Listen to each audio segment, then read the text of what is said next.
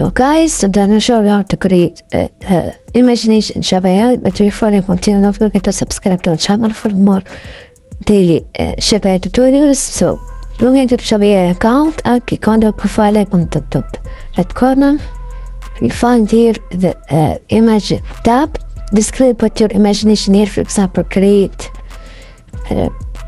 manga character.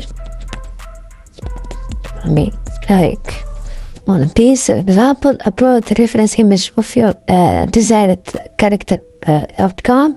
You can select also advanced setting to upload media type, aspect ratio of your character. Click on imagine and this way make Chub AI create your custom character or imagination according to your options here. So this is pretty much it, guys. If you found this video helpful, don't forget to like, subscribe, and leave a comment.